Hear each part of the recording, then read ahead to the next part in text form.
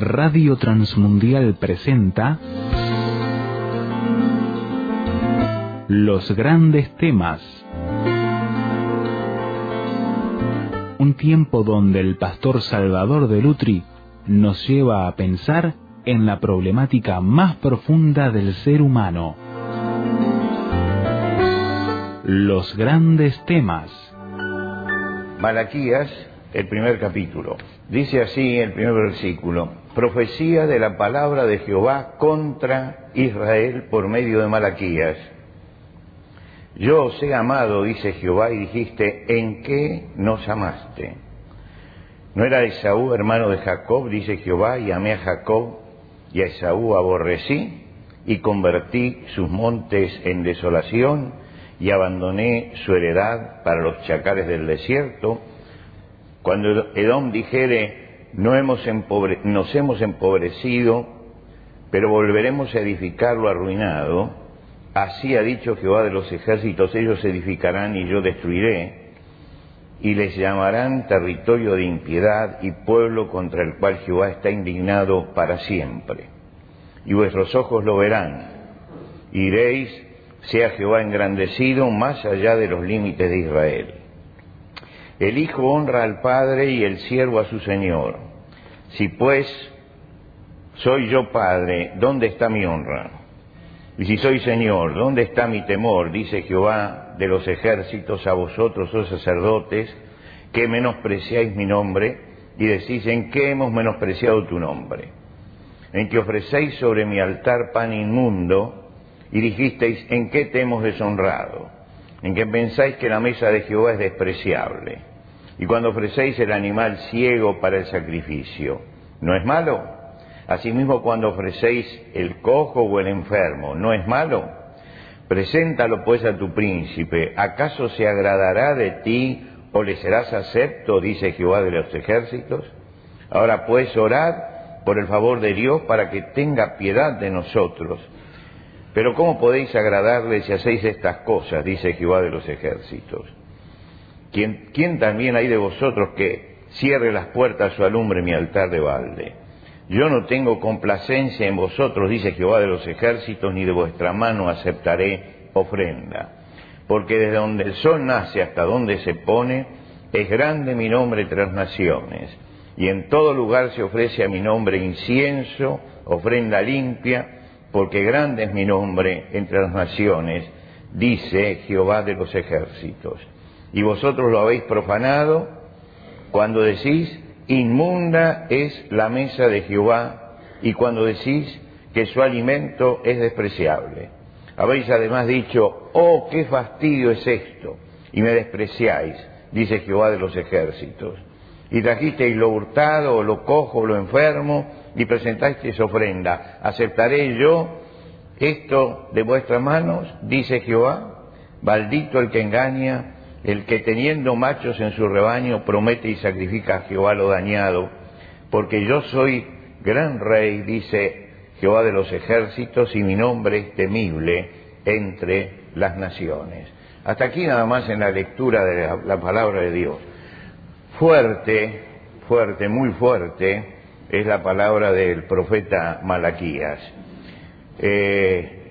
Los profetas son los que gritan en nombre de Dios. Algunos hablan, pero los profetas gritan. ¿Y por qué digo los profetas gritan? Porque están dando la voz de alarma. Es esa voz del grito cuando vemos a alguien que está en peligro que gritamos, ¡cuidado! Y se puede decir que todos los profetas se levantaban en momentos en que la gente necesitaba que alguien dijera, ¡cuidado! Y levantaban la voz diciendo, cuidado con lo que está pasando. Por eso digo que es un grito cada profeta, y sobre todo lo que ellos subrayan. Los profetas todos tienen un denominador común, todos tienen el mismo tema finalmente en el fondo de todo lo que dicen, y el tema es, tomen en serio la vida espiritual, tomen en serio la relación con Dios. No lo tengan como algo secundario, porque el desastre moral y espiritual en el que están es justamente porque se han olvidado de esa relación con Dios. El profeta Malaquías es muy especial porque Dios va a hablar por última vez. Después va a haber 400 años de silencio hasta que venga Jesucristo. Quiere decir que el profeta Malaquías cierra todo el Antiguo Testamento. Es la última palabra que Dios les dice. Y él trata un tema que tenemos que tratarlo también nosotros en estos tiempos que son finales para la humanidad también, que es qué grado de corrupción puede haber debajo de una capa de piedad. Y no me estoy refiriendo afuera, sino me estoy refiriendo a los cristianos. Porque ¿a quién le hablaba Malaquías? Malaquías le hablaba al pueblo de Dios, al pueblo que había sido elegido. Y uno dice, ¿y por qué llegaron a este estado de declinación moral y de declinación espiritual? Porque se les había oscurecido la visión espiritual. Es decir, Israel había perdido de vista a Dios y dejó de ver su necesidad espiritual. Ahora usted dice, pero nosotros estamos acá, tenemos presente a Dios. Bueno, ellos también hacían lo mismo. Ellos iban al templo y tenían todo, pero habían perdido de vista a Dios y se había oscurecido su visión espiritual y no se daban cuenta de la necesidad espiritual que tenían. Se produce allí un estado de confusión. Cuando nosotros entramos en ese estado de oscurecimiento, empieza la confusión. Recuerden ustedes que Abraham fue un hombre que vio claro cuál era el pedido de Dios para él. Cuando Dios le dijo que saliera de Ur de los Caldeos, él salió como un hombre de fe, sin saber a dónde iba, y siguió un camino de fe en Dios. Ahora, hay un momento en su vida en que se le oscurece la visión espiritual. Y se le oscurece porque había hambre en la tierra a su alrededor. Y en el momento ese, él en vez de consultar a Dios a ver qué es lo que tengo que hacer frente a lo que nos está pasando, él dijo, vamos a Egipto, que en Egipto hay pan. Y cuando estaba llegando a Egipto, miró a su esposa, que parece que era una mujer muy bonita, y dijo, cuando te vean los egipcios me matarán a mí y a ti te van a reservar la vida. Y entonces prepara toda una mentira. Uno dice, ¿cómo puede el padre de la fe haber llegado a eso? Lo que sucede es que se le había oscurecido la visión espiritual. Y al oscurecerse la visión espiritual se había olvidado de todas las promesas de Dios. Dios le había dicho que él iba a cumplir su promesa, que lo iba a llevar a la tierra, que lo libraría de los enemigos, que lo instalaría en esa tierra, que su descendencia iba a ser maravillosa, que no iba a permitir que le sacaran a la mujer. Pero en ese momento se oscureció la visión espiritual. ¿Por qué? Porque un estado de oscurecimiento de la visión espiritual nos produce confusión. Y en esa confusión entramos en una zona crítica. Malaquías hace un serio reclamo al pueblo elegido por Dios. Hace un serio reclamo.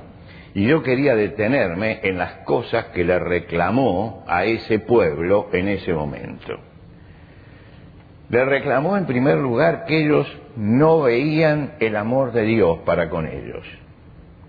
Dice, yo os he amado, dijo el Señor, y dijisteis, ¿en qué nos amaste? ¿En qué nos amaste? Dios podía responder, los saqué de la esclavitud de Egipto, formé de ustedes una nación, les di mi ley para que vivieran rectamente, los acabo de librar del yugo de Babilonia y de Medo-Persia, y por eso están ahora en la tierra. Dios tenía una lista de cosas para decirle en la manifestación de su amor. No elige ninguno de estos caminos.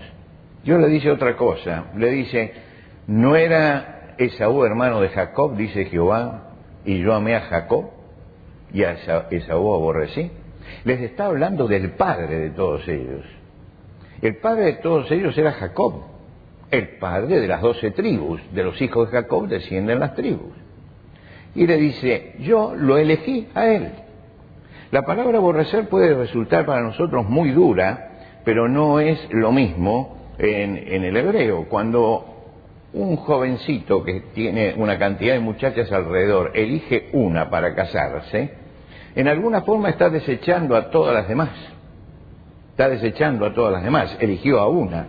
En este sentido utiliza la palabra aborrecer, es decir, sacó del medio a todo lo demás y privilegió a Jacob. Ahora, ¿por qué lo privilegió? Después se lo va a explicar, le va a decir, no es porque sean el mejor de todos los pueblos, no es porque ustedes sean un pueblo maravilloso, ustedes son igual a todos los pueblos y en muchos casos son peores, pero yo le prometí algo a Abraham y como se lo prometí, entonces los elegí a ustedes. ¿No se dan cuenta ustedes el privilegio que tienen por ser elegidos? ¿Han creído que ser pueblo elegido de Dios es por mérito propio? No tiene que ser un motivo de orgullo esto, tiene que ser un motivo de agradecimiento, tiene que ser un motivo de gratitud. El apóstol Pablo también habla de lo mismo, dice, miren que ustedes no son tan sabios, ni tan preparados, ni tan... Sin embargo, el Señor nos escogió, a pesar de todas nuestras carencias, a pesar de todas nuestras necesidades. No hemos llegado a Cristo porque somos mejores que los que están afuera. Hemos llegado porque la misericordia de Dios se ha manifestado en nuestra vida y hemos respondido a esa misericordia. Pero no hay ningún mérito en eso. Y lo que Dios está reclamando al pueblo es esa sincera gratitud a Dios, sincera gratitud por ser hijos de Dios. Esto no es solamente el pedido que hace aquí Malaquías en el Antiguo Testamento. Es un pedido que también hizo Jesús. Ustedes recuerdan cuando los 10 leprosos vinieron a Jesús, se acercaron de lejos como era lo normal en los leprosos y pidieron y Jesús les dijo, vayan y muéstrense al sacerdote.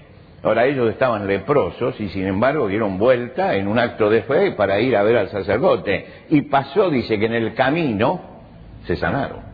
Cada uno de los milagros y cada una de las parábolas de Jesús tienen detalles que uno no tiene que pasar en cuenta, pasar por alto. Hay que tomarlos en cuenta siempre. Ellos fueron limpiados en el camino, no en el momento. Quiere decir que de pronto sintieron que Dios había tocado sus vidas. Ahora dice, de los 10, uno solo volvió para agradecer. Uno solo. ¿Qué fue lo que dijo Jesús? ¿No son 10 los que fueron limpiados? ¿Y los 9 dónde están? Fíjense que Jesús, antes de hablarle al que vino, habla de los que no están. Habla de aquellos que ignoraron el amor de Dios y la misericordia de Dios. ¿Qué está reclamando? Está reclamando el corazón agradecido. La ingratitud es una característica humana y es una característica que sobre todo en estos tiempos de declinación moral y espiritual de la sociedad, la ingratitud es cada vez mayor. Y eso lo saben todos los que trabajan a favor de alguien. Que es muy difícil encontrar en este momento de nuestra historia alguien que realmente sea agradecido y que agradezca. Parecería que somos merecedores de todas las cosas y que no tenemos que agradecer nada. Entendamos algo. La falta de agradecimiento es una de las formas de la soberbia. Es una de las formas de la soberbia. Es decir, no tengo que agradecer, yo me lo merezco. Me lo merezco. No tengo que agradecer nada, yo me lo merezco.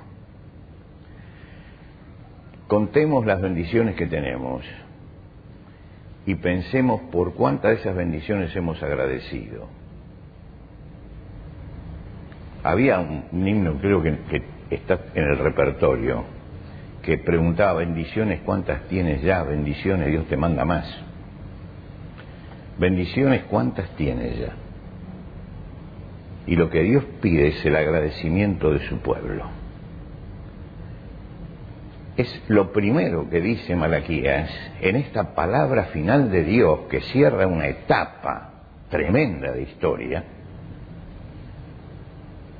Lo primero que dice es, este es un pueblo desagradecido. Y lo peor que nos puede pasar es que Dios diga, estos cristianos son desagradecidos, desagradecidos. Por eso, el primer reclamo de Dios es el agradecimiento. El segundo reclamo que hace, el pedido de honra. Dios dice a su pueblo, el Hijo honra al Padre, el siervo a su Señor. Repetía la enseñanza sacerdotal. Los sacerdotes decían eso permanentemente, pero les habla a ellos también, les está hablando a ellos. Era importante para el orden social que hubiera justamente esto, el Hijo honrar al Padre y el siervo a su Señor. Y Dios los confronta con un pecado. Si yo soy Padre, ¿dónde está mi honra? Y si soy Señor, ¿dónde está mi temor?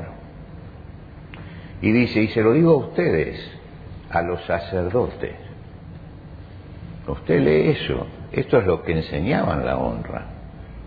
Y Dios reclama que ellos no honraban a Dios. Para ellos todo era normal, todo era normal.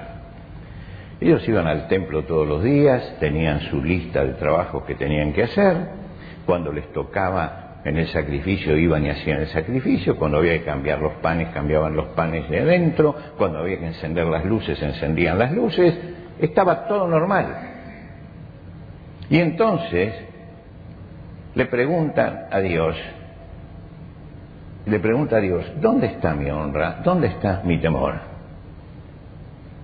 Y ellos se asombran frente a esto, si nosotros estamos haciendo todas las cosas bien. Y Dios le señala la deshonra. Le dice, en primer lugar, en que ofrecen sobre mi altar pan inmundo. Me imagino que cuando escucharon esto los sacerdotes abrieron los ojos diciendo, ¿qué pan inmundo? Si nosotros es el pan recién horneado el que traemos y lo ponemos en ese lugar. En que pensáis que la mesa de Jehová es despreciable. Si la tenemos lustrosa, vosotros dice, habéis profanado esto por cuanto decís, inmunda es la mesa de Jehová, y cuando decís que su alimento es despreciable. Había una mesa en el templo, con 12 panes que representaban las tribus de Israel, un pan por cada tribu, y que se renovaban periódicamente. Esos panes que estaban allí hablaban de un pueblo reunido en la presencia de Dios y cerca de Dios. Cuando colocaban los panes allí, los colocaban frente al lugar donde estaba la presencia de Dios. Allí había un velo y después estaba el arca. Y ellos llevaban eso allí, a ese lugar, diciendo, el pueblo está unido alrededor del Señor. Y Dios les dice, mentira. Ustedes ponen el pan, pero después no están unidos alrededor mío. Ese pan no representa nada. Esos 12 panes no tienen ningún significado. Ustedes se quedaron con la forma, se quedaron con el rito y creen que con eso han cumplido. No cumplieron. Entonces ustedes están menospreciando la mesa del Señor, porque el Señor los quiere congregar a todos alrededor, y ustedes van, ponen los panes y después se van y viven como se les antoja. Están diciendo que la mesa del Señor es despreciable, que la mesa del Señor es inmunda. Ahora, ellos nunca dijeron que la mesa del Señor era despreciable, la despreciaban simplemente. Nunca dijeron que era inmunda, pero no la tenían en cuenta. Es decir, el rito, la ceremonia, la forma, tiene que tener algún contenido.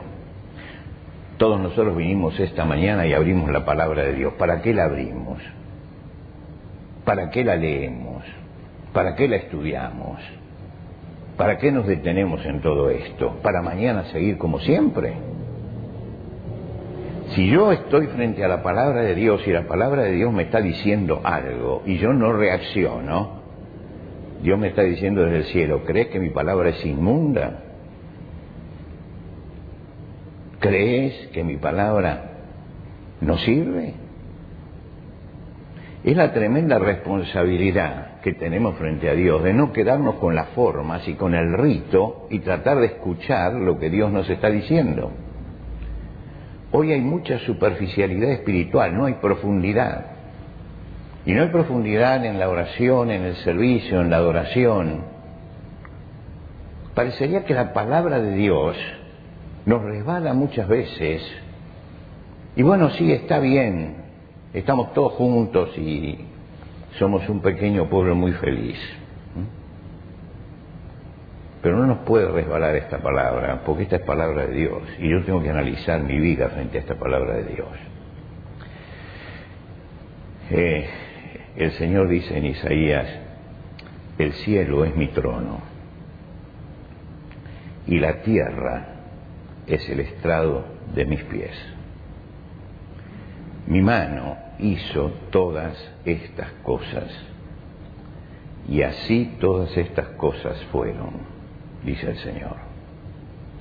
Miraré, y acá viene la parte importante, está hablando el Señor del cielo que tiene la tierra como su estrado, y él dice, miraré a aquel que es pobre y humilde de espíritu, y que tiembla a mi palabra, aquel que me toma en serio.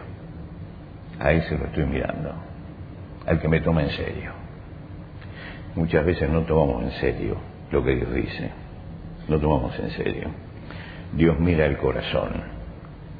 El Señor dijo, este pueblo de labios me honra, y su corazón, pero su corazón está lejos de mí. Y hay que mirar eso, ¿dónde está nuestro corazón con respecto a Dios? ¿Dónde está nuestro corazón? Y el último de los pecados que señala Dios es el pecado del menosprecio.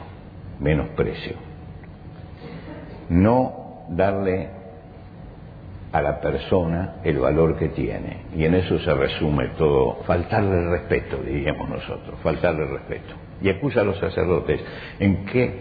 Dice, ustedes dicen, ¿en qué hemos menospreciado tu nombre? ¿En qué te hemos faltado el respeto? Había una ley para las ofrendas y decía, ninguna cosa en la que haya defecto van a ofrecer porque no será acepto. Era simplemente esto. Cada uno tenía que elegir entre el ganado, la oveja o el cordero que iba a llevar, que tenía que ser sin defecto, sin mancha. Lo llevaba, se lo entregaba al sacerdote, lo ofrecía como expiación. ¿Qué hacían ellos? Cuando iban a elegir, decían, che, a esta que tiene la pata quebrada, mandala para el sacrificio. A este que está enfermo se va a morir dentro de 2 meses, mejor mandarlo para el sacrificio. Y entonces llegaban al templo y lo ofrecía, el sacerdote lo ponía allí y lo sacrificaba, gloria a Dios por el pecado. Dice, no, paren.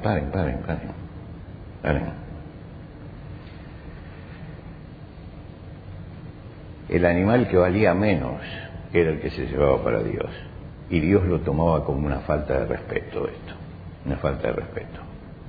Habéis dicho, oh, qué fastidio es esto. Y me despreciáis, dice el Señor. Y trajisteis lo hurtado, o lo cojo, o lo enfermo, y lo presentasteis en ofrenda. ¿Aceptaré esto de vuestras manos? Dice el Señor. ¿Aceptaré esto? Es una falta de respeto. Es una falta de respeto. Y la pregunta de Dios es, preséntaselo a tu príncipe a ver qué dice. Ah, no, si se lo tengo que llevar al príncipe, voy a buscar el mejor. Pero esto es para Dios, entonces por ahí entra cualquier cosa. Incluso los acusa. Me faltan el respeto porque ¿quién hay que cierre las puertas de balde? Es antigua la palabra, ¿no? De balde quiere decir gratis, quiere decir que cobraban para eso. Dios reclama de su pueblo la debida reverencia, porque desde donde el sol nace hasta donde el sol se pone, es grande mi nombre entre las naciones, y en todo lugar se ofrece a mi nombre incienso y ofrenda limpia, porque grande es mi nombre entre las naciones. Aún los pueblos paganos, con desconocimiento de Dios y sus leyes. Sin embargo, tenían un temor sagrado ante el Creador. Dice, no veo esto en mi pueblo. Mi pueblo tomó una confianza conmigo que ni los paganos tienen con sus dioses. Ni los paganos tienen con sus dioses. Hermanos, esto es fruto del oscurecimiento de la visión espiritual. ¿Quién es el pueblo de Dios? ¿Quiénes somos nosotros? Pedro dice así: ustedes son linaje escogido, real sacerdocio, nación santa, pueblo adquirido por Dios. Así habla de los cristianos. Así. Para que anuncien las virtudes de aquel que nos llamó de las tinieblas a la luz admirable. Linaje escogido. Los sacerdotes tenían que venir de la familia de Aarón. Nosotros no venimos de la familia de Aarón, salvo que haya algún hebreo aquí hoy, no venimos de la familia de Aarón. Si hay alguien que se llama Cohen de apellido, seguramente viene de Aarón, pero creo que acá no hay ninguno que se llame Cohen. Venimos de un linaje más alto. Venimos del linaje de Jesucristo, que es un sacerdote mucho más grande. Somos más que salvos, más que salvos, más que siervos, más que redimidos. Somos más que eso. Somos hijos de Dios. Juan dice en su primera carta: mirad cuál amor nos ha dado el Padre, que seamos llamados hijos de Dios, hijos de Dios. Amados, ahora somos hijos de Dios y aún no se ha manifestado lo que hemos de ser, pero sabemos que cuando Él se manifieste seremos semejantes a Él, porque le veremos como Él es. Fíjense ustedes, ser transformados a la imagen de Cristo, ese es el destino. Frente a esto, mis hermanos, es que llamaba el profeta en el último grito al pueblo a la humillación, al agradecimiento sincero a Dios. Gracias porque siendo quien soy, formo parte de tu pueblo. Esta es la visión correcta del cristiano. Verse a sí mismo como realmente es en la presencia de Dios y agradecer a Dios por formar parte de su pueblo. Si se oscurece esta visión de privilegio que tenemos como cristianos, caemos en el formalismo religioso. Caemos en el formalismo. El que cae en el formalismo religioso es porque se le ha oscurecido la visión espiritual, porque ha perdido el rumbo, porque la brújula está girando sin encontrar el norte. Dios reclama de su pueblo algunas cosas, y en este capítulo reclama 3 cosas: gratitud, honra, reverencia. Es el respeto que debemos al Señor y a las cosas sagradas. Es el respeto que debemos al Señor y a las cosas sagradas. Gracias a Dios el Señor está con nosotros. Gracias a Dios podemos abrir su palabra. Gracias a Dios podemos orar. Gracias a Dios podemos traer de nuestros bienes y ofrendar al Señor. Gracias a Dios podemos cantar, bien o mal, desafinados o afinados, pero podemos alabar a Dios. Sintamos que esto es un privilegio y sintamos que tener la esperanza en Cristo es un privilegio, y escuchemos el reclamo de Dios al pueblo en el final de su historia, diciéndole: no son agradecidos, no me honran, no tienen temor de mí, no me reverencian como se debe. Y a lo mejor mirándonos así en este espejo de Malaquías, reordenemos nuestra vida espiritual, para dar al Señor la gratitud que el Señor merece, dar al Señor la honra que el Señor merece y dar al Señor la reverencia y el respeto que el Señor merece, porque estamos invocando por Padre al Creador de los cielos y de la tierra, y por lo tanto nuestro corazón tiene que solemnizarse en la presencia de Dios. Lutero decía: los hombres se han acostumbrado tanto a la presencia de Dios que han dejado de temerle, y este fue el gran pecado, el gran pecado. El temor de Dios no es el miedo, es el respeto reverencial a Dios en todo momento y en todo lugar, porque estamos diciendo que ahora somos hijos de Dios. Y cuando Juan dice esto, comienza diciendo: miren qué amor nos ha dado el Padre, que seamos llamados hijos de Dios.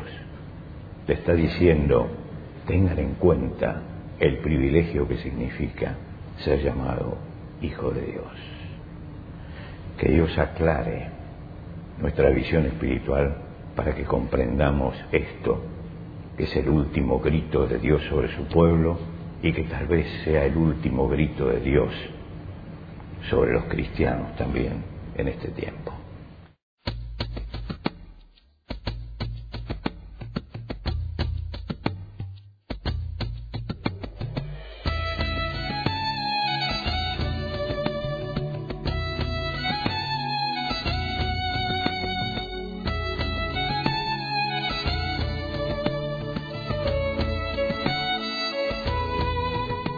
¿Qué le pareció el desafío que nos presentó el pastor Salvador de Lutri en los grandes temas de hoy?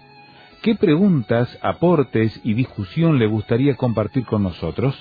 Déjelo saber a través del 091-610-610, SMS o WhatsApp, 091-610-610. Si está fuera de Uruguay, agregue el número en su libreta de contactos así, símbolo de más.